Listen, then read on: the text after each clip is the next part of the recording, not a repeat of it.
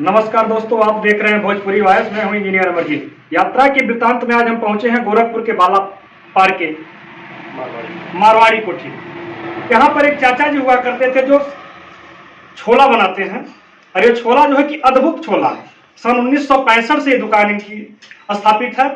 और सबसे बड़ी खासियत यह है कि जो है कि एक ही भगोने से तीखा और मीठा दोनों प्रकार के जो है कि छोला निकाल करके और जो कि अपने खाने वाले ग्राहकों को खिलाते हैं।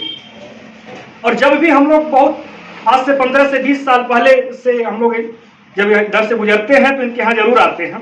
इसी कड़ी में आज मैं यात्रा में गुजर रहा था तो मैं जो है कि इनके दुकान पर रुका और देखा कि आज जो तो उनका स्वर्गवास हो गया, लेकिन उनके लड़के जो है कि हैं हमारे सामने।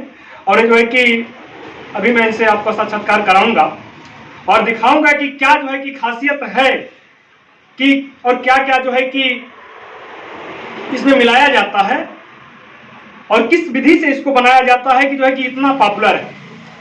इस क्षेत्र के जितने भी होंगे इधर हमको लगता है 10-20-50 किलोमीटर के रेंज के जो इस रास्ते से गुजरते हो और इनके छोले के स्वाद जो है कि ना लेते हो। और पूरी की पूरी जो है कि वैदिक औषधियों से बना हुआ वैदिक पद्धति से जो आपको बिल्कुल नहीं नुकसान करेगा। हम लोग तो इनके फैन रहे हैं, इधर से गुजर रहे थे तो हमने सोचा कि आपको भी इनके जायका का आनंद लें।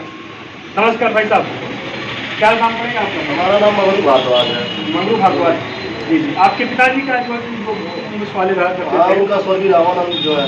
अच्छा।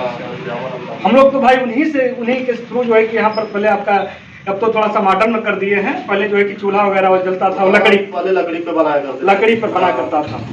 अच्छा, क्या खासियत है कि जो है कि अभी तक इसकी क्वालिटी बरकरार रही, ग्राहकों का जो है कि भी आना जाना बरकरार रहा, और जो है कि क्या क्या इसमें मिक्सिंग की जाती है जरा आप अपने बताएं। तो क्वालिटी मेंटेन करने का सबसे मुख्य वजह है कि मैं अपना मसाला खुद तैयार करता हूं। दिखाएं। हाँ, और फिर मसाले में हमारा कुछ ऐसा होता है नहीं, सिर्फ लौंग इलायची और हल्दी का मसाला होता है। अच्छा। वो भी जहाँ रख दिया जाता है बना के वहाँ पड़ा रहता है। हाँ। इस तरह से मसाला एक साइड में होता है। जरा इसको दिखाएं आप।